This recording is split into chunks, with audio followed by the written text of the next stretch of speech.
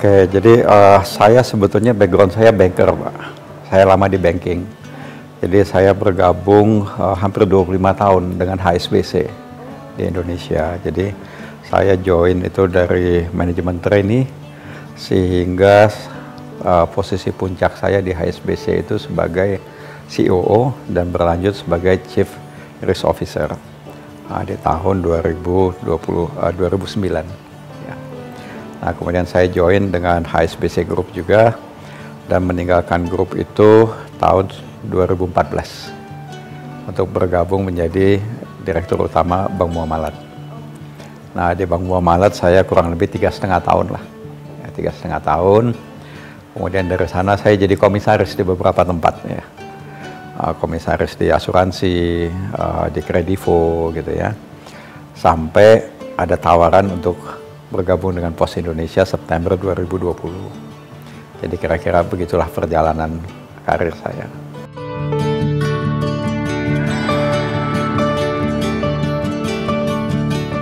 Jadi memang waktu itu, waktu menghadap ke kementerian, dibilang bahwa ini perusahaan yang sudah sangat tua di Indonesia, mungkin yang paling tua yang survive. Jadi Pos itu hari ini udah berumur 276 tahun. Ya. Nah, tantangannya banyak karena kompetisi di bidang jasa layanan pos itu sangat banyak. Ada hampir lebih dari 700 perusahaan yang bergerak di bidang ini. Nah, jadi kalau kita lihat bahwa yang dibutuhkan itu adalah meningkatkan revenue dan melakukan efisiensi.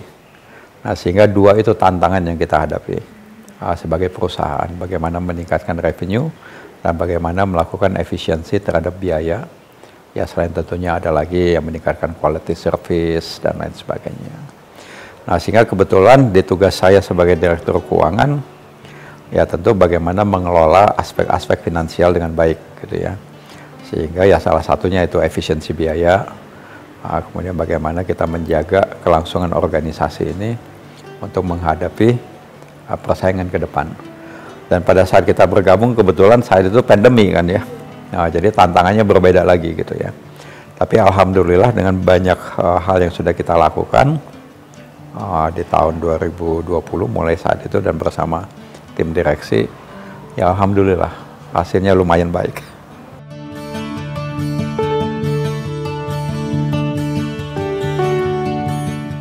Ya. Nah, jadi waktu kita bergabung di September 2020, ya singkat cerita akhir 2020 itu laba bersih perusahaan sekitar 340 miliar. Ya. Nah, di akhir tahun 2021 itu meningkat menjadi 590. Kenaikannya cukup jauh ya, dari 340 jadi 590.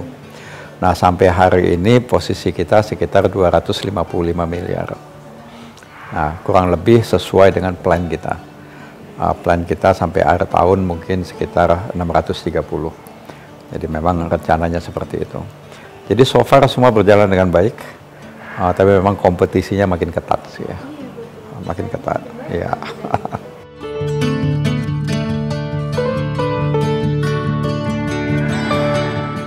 Spesifik di bidang keuangan, ya untuk menjaga kelangsungan keuangan perusahaan, kita melakukan sentralisasi anggaran.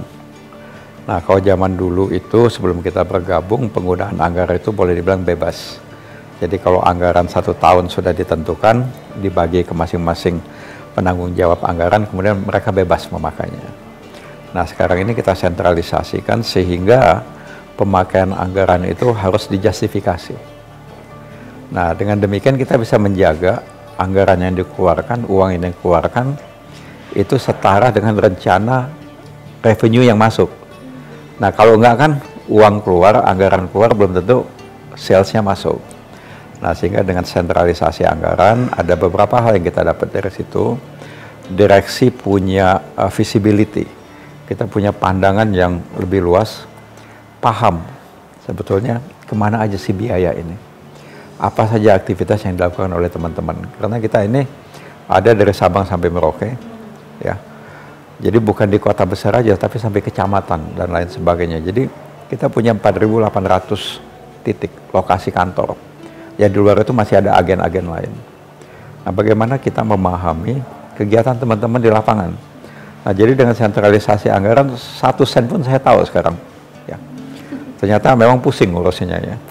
Dari hal yang simpel aja gitu ya. Ya di pos ini karena kita mengirim surat, mengirim paket, ternyata saya baru tahu timbangan itu juga harus dikalibrasi gitu ya. Nah itu biayanya juga mahal gitu ya, dan lain sebagainya. Nah itu satu, kita dapat visibility terhadap biaya-biaya.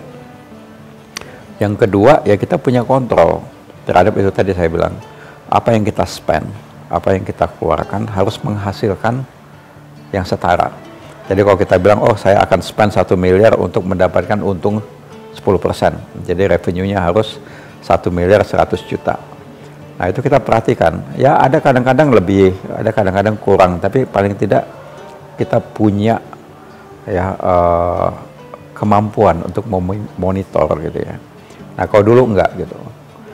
Nah sehingga waktu sebelum kita masuk, revenue sama biaya itu udah sama, udah hampir sama. Nah itu kan bahaya gitu ya. Kalau biayanya lebih tinggi dari revenue, itu lebih besar pasak daripada tiang, udah rugilah perusahaan gitu ya. Nah itu yang kita perbaiki, dan alhamdulillah sudah mendatangkan untung yang cukup besar ya. Cash flow-nya membaik, ya lebih sehat lah.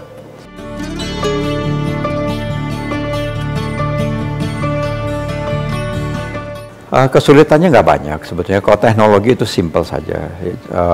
Istilahnya making sure aja melalui teknologi itu kan semuanya lebih automated, ya kan. Semuanya lebih bisa online, bisa lebih cepat, mengurangi manual intervention, mengurangi kertas-kertas, pemakaian kertas, dokumen dan lain sebagainya. Tapi alhamdulillah dari teman-teman semua, ya mayoritas memahami bahwa pos harus berubah. Ya, nah ini memang sebuah proses yang harus kita laluin lah.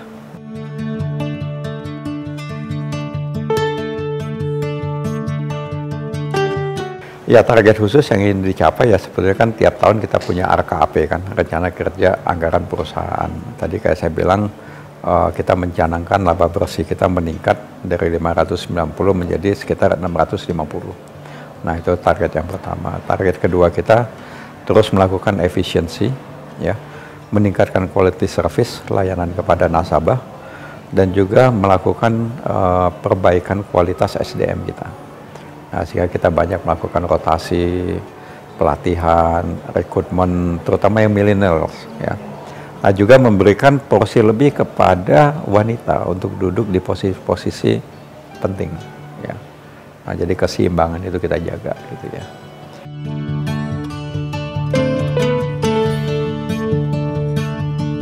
Saya terbiasa kerja itu misalnya melakukan check and recheck. Ya, jadi saya tidak menerima hanya laporan, tapi juga saya cek, saya lakukan sampling. Bener nggak nih gitu ya. Nah untuk melakukan itu kan kita harus turun ke lapangan gitu ya. Dan sebagai pemimpin juga, satu yang saya percaya, pemimpin itu kita tidak bisa duduk di balik meja memerintahkan sesuatu. Selain tadi turun ke lapangan, kita juga harus lead by example. Turun menunjukkan contoh. Nah jadi contoh ini yang paling berat loh sebetulnya gitu ya. Saya kan nggak bisa ngomel, kamu masuk jam 8 pagi, tapi saya masuk jam 9. Ya walaupun saya bilang, oh saya kan direksi, bisa bebas seperti apa saja, ya nggak bisa gitu.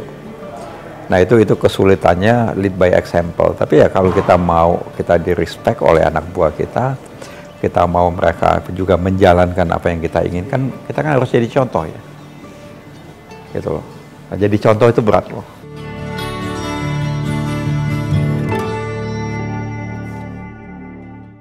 Ya etos kerja saya dari awal seperti itu ya. Jadi ya kebetulan saya ya udah 59 tahun.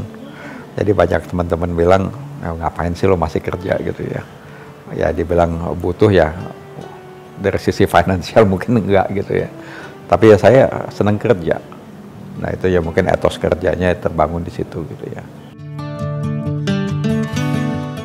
Keluarga saya anak 2, istri 1. Ya, istri saya dokter gigi. Kebetulan nggak praktek jadi dokter gigi. Karena anak saya yang pertama itu special needs. Jadi autis lah gitu ya. Nah tapi dia maksudnya punya kemampuan untuk komunikasi dan lain sebagainya. Dia sempat kuliah di IPB, tapi ngambil D3. Ya. Nah, jadi waktu kita tahu anak kita membutuhkan perhatian khusus, nah istri saya stop praktek. Dia stop praktek, dan akhirnya bersama teman-teman yang mempunyai masalah yang sama, istri saya akhirnya involve bikin sekolah sama temennya gitu. Sekolah anak-anak berkebutuhan khusus sampai sekarang. Nah, jadi dalam perjalanannya dia malahan tidak menjalankan dokter giginya, tapi malahan ngambil S2-nya di psikologi pendidikan. Nah, sampai sekarang itu yang dijalanin. Itu anak saya yang pertama. Anak saya yang kedua wanita, 25 tahun. Itu lulusan dari Melbourne University.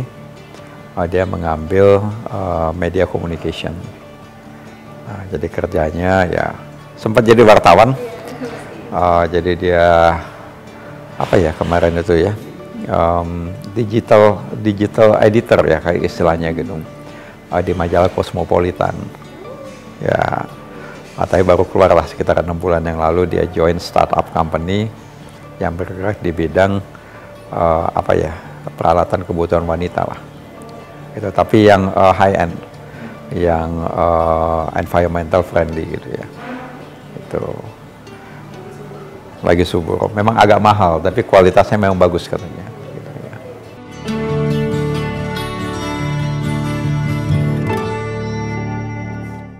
Ya, untuk POS tentunya obsesi saya ya ingin melihat POS ini kembali jaya. POS ini kembali jaya, membawa bukan saja kebangkitan terhadap posisi dia sebagai BUMN yang menjalankan banyak tugas ya, pemerintah negara, tapi juga melalui POS ini kita membawa pengetahuan ya kepada masyarakat, karena kan kita sampai di kecamatan mana-mana gitu ya. Nah, obsesi saya ya POS harus maju gitu ya. POS harus bisa menjadi pemimpin lagi di bidangnya gitu. Kalau obsesi saya pribadi ya ingin menutup suatu hari ya dengan tenang, ya hasil yang baik gitu ya. Ya menikmati sisa pensiun lah. Nggak banyak-banyak kok obsesinya.